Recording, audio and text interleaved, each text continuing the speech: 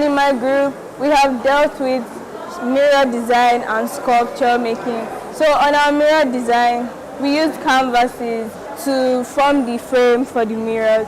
Then we prime the canvas with white emulsion paint and top board for the designs to stay. We use different materials like Ankara fabrics, spoons, canes and paints to beautify our work around the mirror. What we have here is constructive sculpting. The methods we use include the use of things like metal rods, chicken mesh or iron netting, fabric, Ankara fabric, and many other resources. The way that we did this by creating these works of art is by first of all sketching what we plan to do, which in this case is making a camel.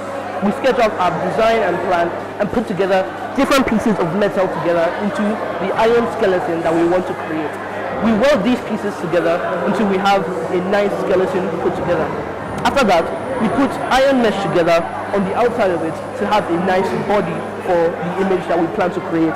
After that, we fill it up with wads of paper that we put on the inside and seal it up. After that, we take pieces of Ankara and put this on the outside for beautification, covering, and to make the piece of art work better.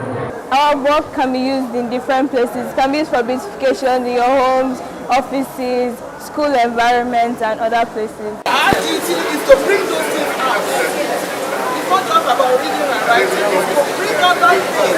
Many people study medicine and they, but what they are teaching them money today. It's not that